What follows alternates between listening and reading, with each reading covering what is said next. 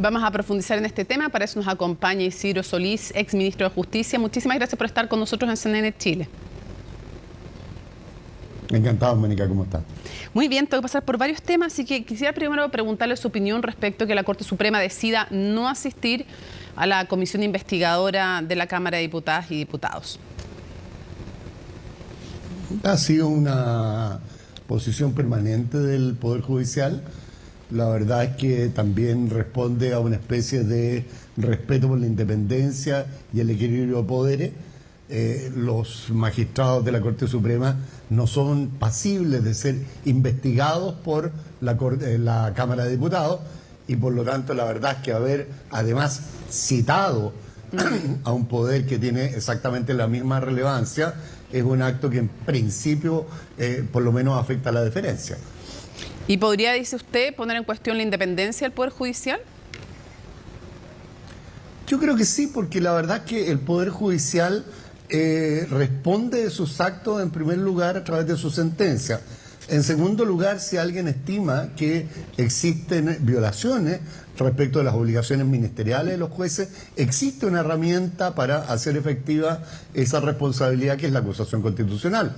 Los ministros de la Corte Suprema pueden ser acusados constitucionalmente en caso de notable abandono de sus deberes y por lo tanto la verdad es que yo por lo menos estimo que es una... Haber citado un poder completo es un gesto muy complicado. ¿Y ese es el gesto que usted dice entonces que podría poner en cuestión la independencia del Poder Judicial en caso de que ellos asistieran a la comisión? O sea, no veo la razón por la cual el Poder Judicial en su conjunto deba ir a no, sí entiendo lo que usted solamente quería aclarar. Dar explicaciones ante otro poder. Por eso le digo, o sea, ir ante otro poder a dar explicaciones o asistir a esa comisión es lo que usted cree que pondría en cuestión la independencia. Es como si el día de mañana los diputados fueran citados por la Corte Suprema a explicar las razones por las cuales votan a favor o en contra de una determinada ley. O sea, sí. Tiene exactamente el mismo despropósito. Ya, le parece un despropósito. Quisiera preguntarle cómo ve la influencia de el abogado Hermosilla, la eventual influencia en nombramientos del Poder Judicial y trasciende, de hecho, el tema del propio abogado Hermosilla, la influencia que tienen destacados abogados de la plaza en aquello, en nombramientos en el Poder Judicial. Yo creo que hay que ser muy exacto y muy preciso en los términos. A ver. Una cosa es que la gente pretenda tener influencia en esos nombramientos y otra es que efectivamente lo tenga. Hay personas que se atribuyen determinado poder o determinada capacidad frente a otro y en realidad no lo tienen. Yo por lo menos tengo la experiencia, habiendo sido ministro de Justicia, de haber vivido el hecho de que mucha gente llama recomendando, llama pretendiendo influir en una decisión, pero un ministro de Estado que se supone que es una persona no solo con criterio formado, sino que además tiene algo de personalidad, está muy lejos de dejarse influir por una actuación de esa naturaleza. Ese solo hecho no es grave ya, porque para la Asociación de Magistrados dice que no es sorpresa, que sí hay influencia política y que efectivamente además dicen que hay opacidad, entre otras cosas. O sea, me imagino que no es sorpresa que haya influencia política de operadores, de abogados en los nombramientos del Poder Judicial. A mí siempre me ha parecido muy repugnante que existan personas que traten de transformar eso en una forma de corretaje. Porque el día de mañana eso también se puede transformar en tráfico de influencia. Por eso, el tema, Mónica, es que como sociedad, sí existe, Mónica, pero una cosa es lo que se intenta hacer y otra cosa es lo que las instituciones de verdad hagan. ¿Usted me va a decir que no hay influencia política en el Poder Judicial en los nombramientos? A ver, si usted toma en consideración que de partida la designación de los ministros de la Corte Suprema es hecha por instancias políticas, por cierto que consideraciones políticas.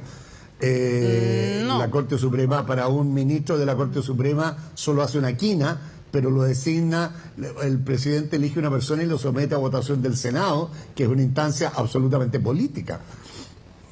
No, yo lo que le preguntaba es, vamos a desconocer que hay influencia externas a los que solamente debieran ser parte de este proceso para influir en los nombramientos, que hay campañas, que hay recolección de votos, que hay conversaciones, que hay lobby.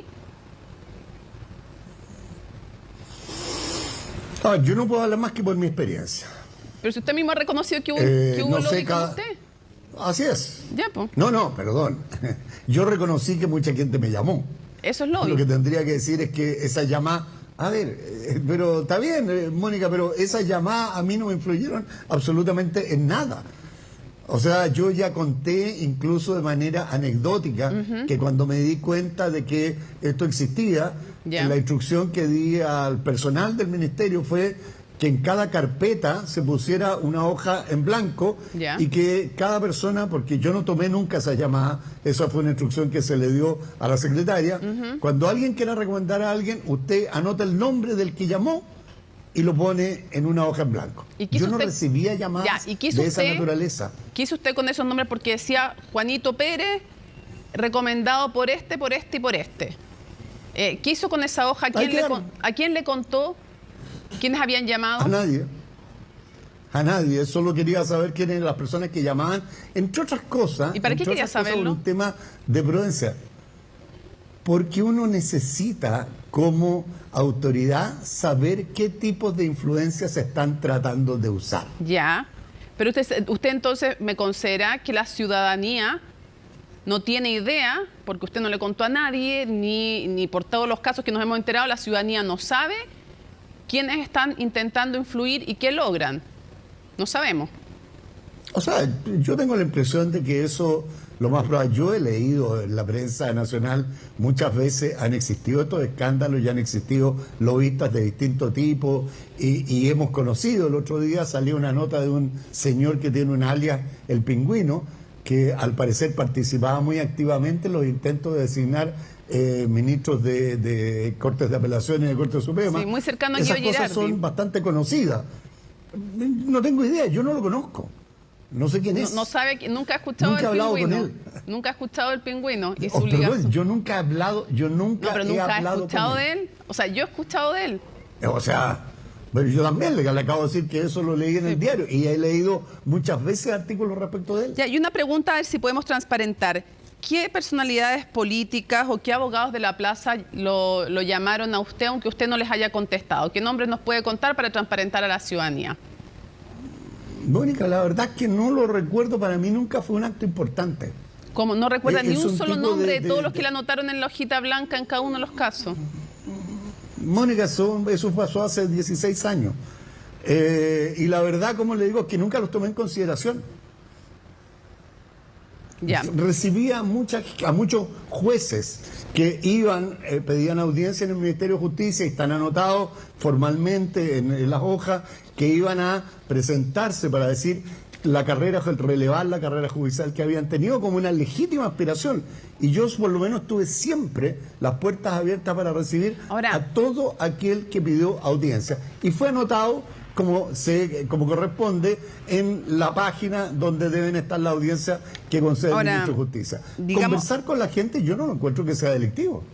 No sabe, pero ¿sabe lo que pasa? Es que la ciudadanía no sabe quiénes conversan con quiénes, en qué casos se influye, en qué casos no se influye. Entonces yo quiero hacer una pregunta de fondo, porque la ciudadanía no tiene idea, tiene que confiar a ciegas de que se hace lobby, se intenta influir y tenemos que imaginarnos y confiar en que nunca nadie es influido. Igual convengamos, señor Solís, que es difícil de pensar que se siguen haciendo estos intentos sabiendo que no resulta nada y que no sirve de nada. Es obvio que resulta, pues, señor Solís, y todos sabemos que...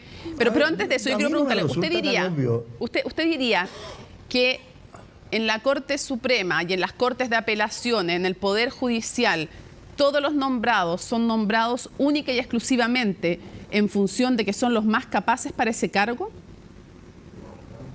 En las ocasiones en que yo participé en esas designaciones, siempre tuvimos en consideración la carrera de cada una de esas personas, la capacidad que habían mostrado, la idoneidad que tenían como jueces, y de una u otra manera también se hacía una evaluación respecto de, por decirlo de alguna forma, de las escuelas de derecho que seguían, porque estábamos convencidos de que en el Poder Judicial, como en todos los organismos del Estado, debe existir un cierto pluralismo cultural, en que donde uno no puede llenar una Corte Suprema solo de ministros muy, entre comillas, progresistas, Sí. ni tampoco de ministros muy, Entiendo. como que se llama, conservadores, porque si no, no se expresa finalmente el valor de la pluralidad de la sociedad. Pero entiendo en lo la que usted me sentencia. dice, pero la Y por pregunta... lo tanto, uno estudia a las personas. Sí, ya, pero entiendo lo que usted me dice.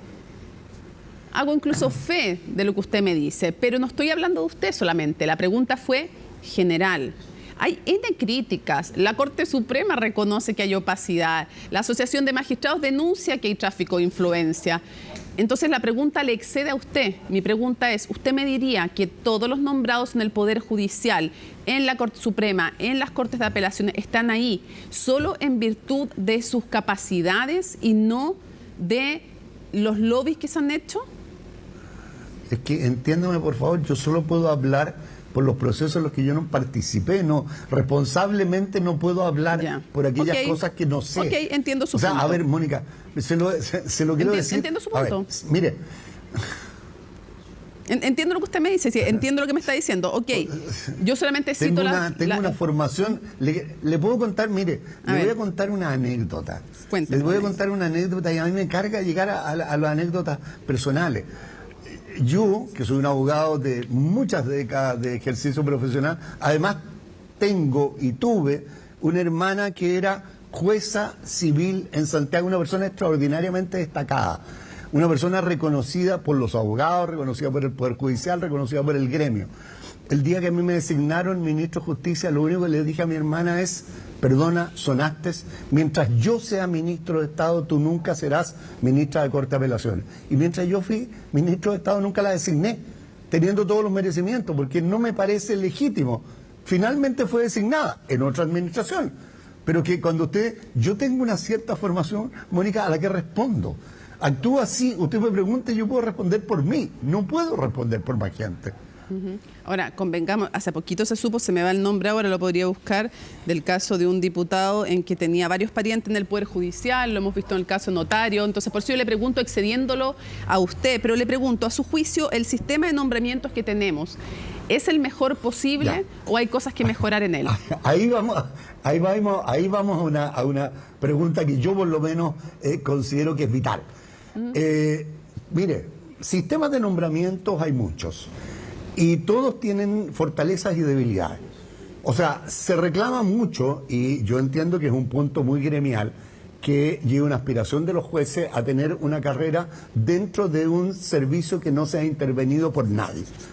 Eso se ha hecho en el mundo y eso ha terminado desgraciadamente dando lugar a muchas historias de nepotismo, y en Chile también, usted Sí, lo pues. acaba de decir. Si usted revisa los conservadores, los notarios, hay apellidos que se repiten Y los jueces. de una manera bastante masiva y que corresponden a cómo que se llama, pero que los jueces pueden hacer una carrera, pero los notarios y los conservadores son designados ¿cómo que se llama?, por los estamentos del Poder Judicial y responden a apellidos de quienes han sido miembros de la Corte Suprema en el pasado. Y eso a mí me parece que es una cosa que no es correcta, que uno la debe evitar. Y el otro problema que han tenido ¿cómo que se llama?, estos nombramientos internos, es que se vuelven endogámicos, se designan solo entre ellos, crecen de repente, ¿cómo que se llama?, fenómenos que son más bien de clientelismo interno o de colectivización de intereses. Y eso es malo. Se ha aprobado otro sistema, que es el sistema de los consejos superiores de la justicia, que no son órganos externos, y eso también lo que ha aprobado es que se desplaza ¿cómo que se llama?, la intencionalidad Ya. de introducir influencias en el sector. Y usted lo ve, perdón, en estos momentos ustedes en España y en Francia un vacío dentro de los respectivos poderes judiciales porque políticamente no se ponen de acuerdo en los consejos de la justicia en cómo designar a los jueces. Esto es un punto crítico en todo el mundo. Y por lo tanto, yo personalmente considero que el sistema que nosotros tenemos, en que participan los tres poderes del Estado, participa el Poder Judicial, revisando y formando las ternas y las quinas, y por lo tanto son ellos los que deciden quiénes son los mejores.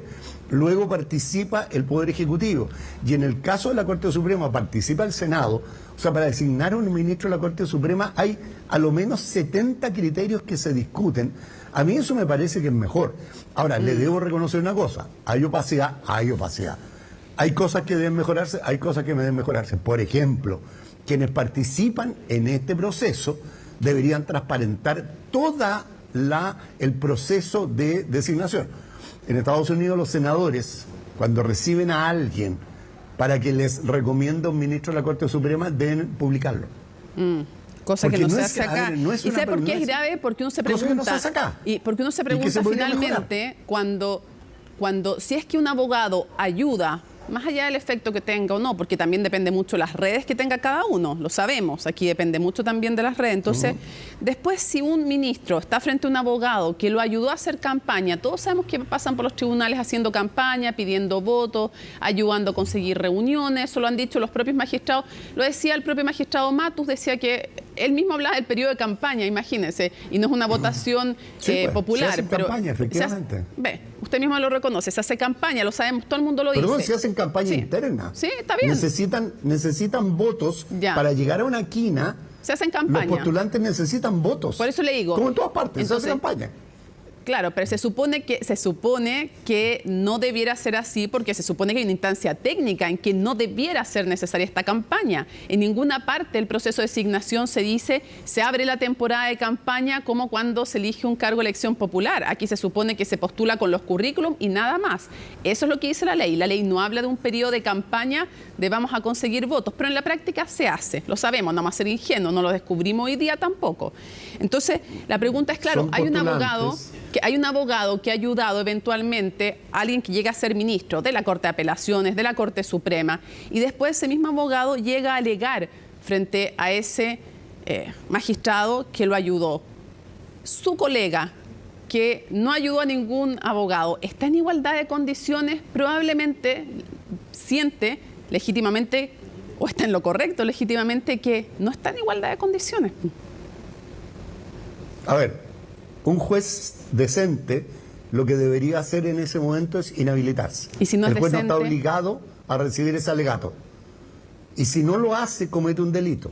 Y si no sabemos es un delito y si no sabemos de esa inhabilidad y no se inhabilita, estamos en la opacidad. Pero por eso, exactamente, y por eso claro. lo que en realidad uno debe perseguir, Mónica, es la transparencia. Eso. Y ojalá existiera transparencia total. Ojalá, ¿cierto? Quiero cerrar porque con en definitiva en pro de la transparencia. Sí, en pro de la transparencia quiero llevarle un tema porque se nos va acabando el tiempo, del cual también se ha hablado bastante. ¿Cuán fuerte es la influencia de la masonería en el Poder Judicial? Entre otras cosas, uno ve que todos los años reciben al gran jefe de la logia masónica, el que es presidente de la Corte Suprema. Hay varios miembros de la Corte Suprema que son miembros de la masonería. Entonces mi pregunta es cuán fuerte es el poder de la masonería en el Poder Judicial, que es un secreto a voces además, del cual se habla mucho. Y quisiera preguntarle a usted qué tan fuerte es. Yo creo que es tan fuerte como el de la Iglesia Católica, porque hay una gran cantidad de ministros de la Corte Suprema y de las Cortes de Apelaciones que son católicos y que siguen muy fuertemente, como que se llama, las indicaciones, como que se llama, morales de su religión.